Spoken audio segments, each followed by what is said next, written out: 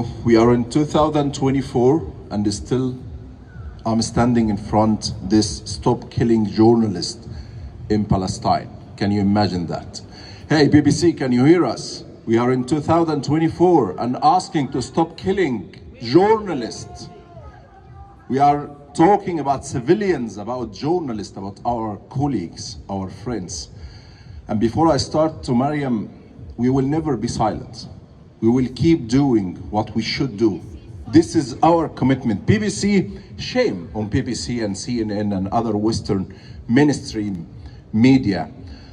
But this is not the case. The case is our colleague in Palestine. This should be a 5-minute speech, but to be honest, it could be a 5 hours or 5 days of telling stories of my friends, of my colleagues in Gaza. We can spend the whole day and the next week and the next month talking about every single journalist have been killed in Gaza in the last 4 months.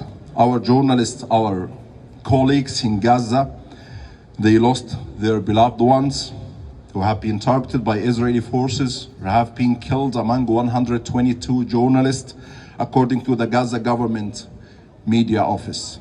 In 2024, in Gaza, Palestinian journalists are documenting their own genocide.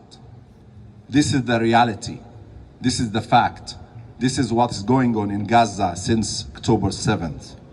They are covering the news as any journalist, as many of us, we are covering the news. Then suddenly they are the news. They are the one who been killed, and we keep reporting and we keep covering their stories. In Gaza, journalists face extraordinary risks every day as they strive to document the realities of life during this conflict. Their dedication to shedding light on the stories that may otherwise remain untold is not only commendable but vital for the global understanding of the situation. They are our heroes, our idols. They are inspirational for all journalists around the world. For example, Wael al-Dahdouh, Al Jazeera Gaza bureau chief, whose wife, son, daughter, grandson were killed in an Israeli airstrike in October. Wael al-Dahdouh was later wounded in an Israeli drone attack that killed his colleague Al Jazeera cameraman Saber Abu Dakka. And last month, his eldest son Hamza, another journalist in Gaza, another Palestinian brave journalist who worked with Al Jazeera as well, was killed in an Israeli attack alongside fellow journalist Mustafa Thuraya. Wael said, and I quote, "Hamza was not just part of me, he was the whole of me. He was the soul of my soul. These are tears of sadness. These are tears of loss. These are tears of humanity." Wael later forced to leave Gaza to have an immediate surgical procedure to save his injured hand. Many of Palestinian journalists, as Mariam said, lost their families, relatives and friends. They displaced from their homes. Anas al-Sharif lost his father. Momin al-Sharafi lost his family. And Mu'taz Azaiza, we all know Mu'taz. We all follow Mu'taz with his 17 million followers on Instagram. He has followers more than Joe Biden.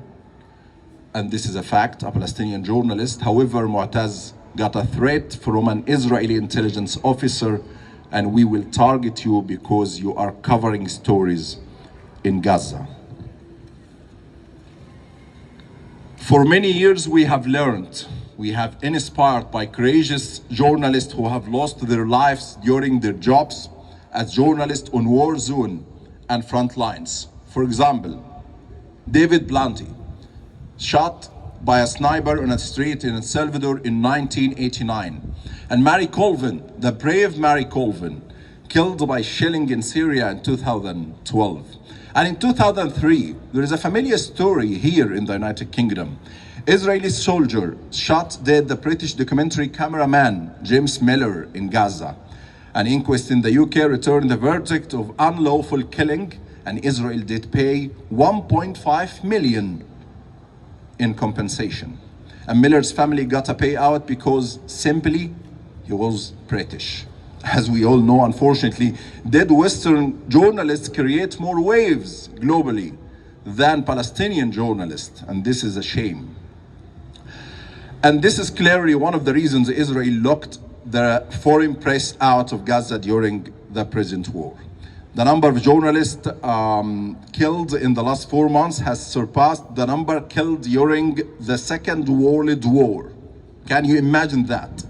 And also it's more than around half the number of those killed in Iraq war over 9 years, just in 4 months.